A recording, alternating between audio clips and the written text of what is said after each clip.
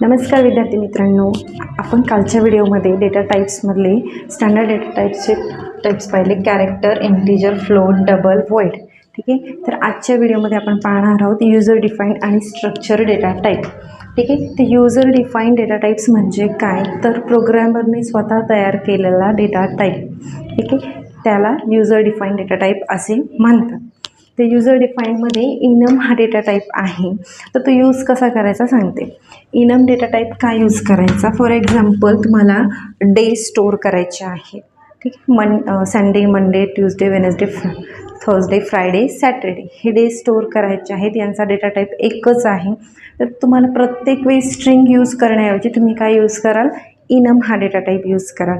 ठीक आहे. कंपायलरला सुद्धा कन्फ्युजन होणार नाही की हा डेटा टाईप कोणता आहे आणि तो सिक्वेन्स तयार करतो तर कसं. तर इनम डेटा टाईप स्टोअर कसं करायचा, तर इनम हा डेटा टाईप राईट करून घ्यायचा. आपल्याला स्टोअर करायचे आहे डेज. ठीक आहे. कर्ली ब्रेस स्टार्ट करायचा. Sunday, comma, Monday, Tuesday, Wednesday, Thursday, Friday and Saturday. अशा पद्धतीने आपण याला प्रत्येक वेळी स्ट्रिंग देण्याऐवजी आपण काय करणार आहेत, इनम डेटा टाईपमध्ये enum days Sunday, Monday, Tuesday, Wednesday, Thursday, Friday, Saturday store करणार आहोत. आणि याला ऑटोमॅटिक नंबर जनरेट होतात. 1 2 3 4 5 6 7. ठीक आहे. कंटिन्युअसली नंबर्स क्रिएट होतात, ऑटोमॅटिकली क्रिएट होतात. तुम्हाला जर लूपिंग करायचं आहे, लूपिंग यूज करायचं आहे, तर that time you can use enum data type also. Okay.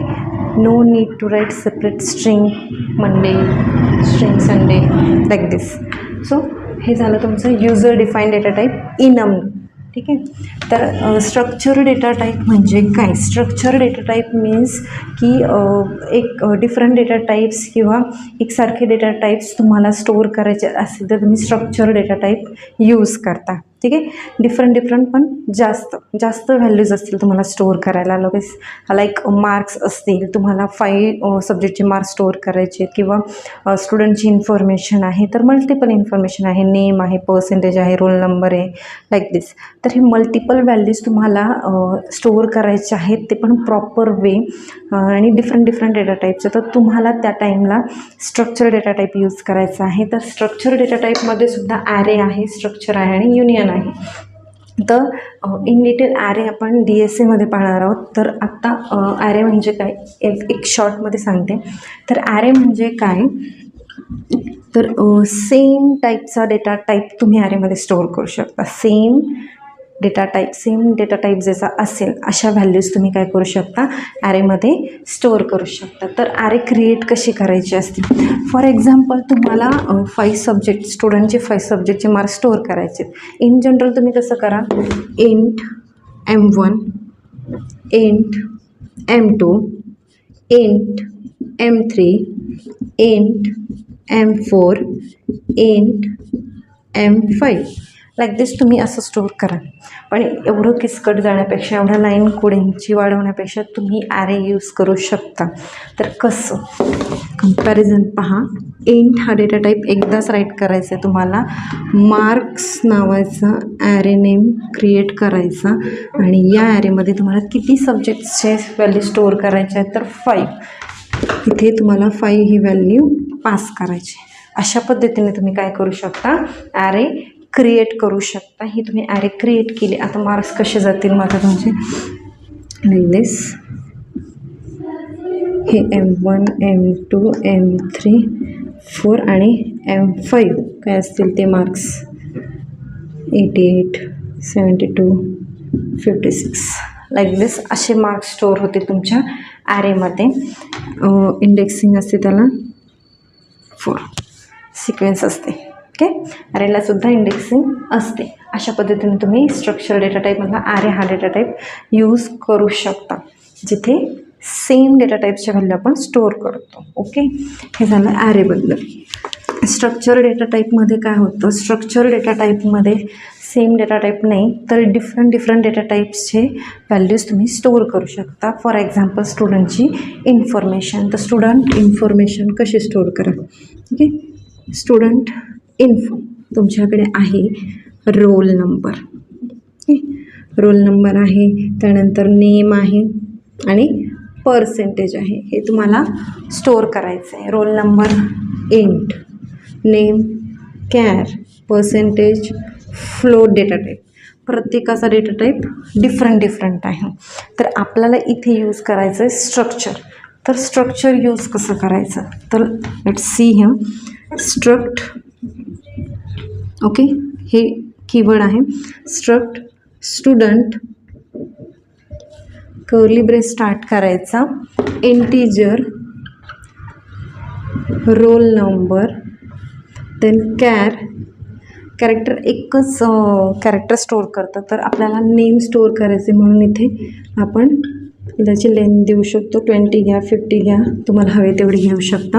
त्यानंतर पर्सेंटेज स्टोअर करायचे, ते आपण फ्लोटमध्ये राईट करू शकतो. फ्लोट डेटा टाईप इथे यूज करू शकतो.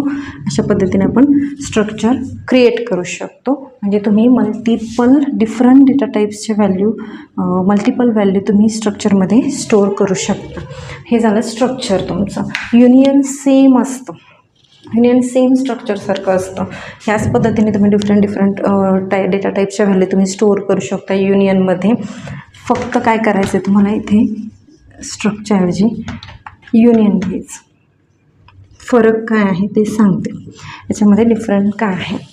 डिफरन्स असा आहे की स्ट्रक्चर हा प्रत्येक व्हेरिएबलसाठी स्ट्रक्चर हा काय करतो, प्रत्येक व्हेरिएबलसाठी वेगवेगळी मेमरी यूज करतो.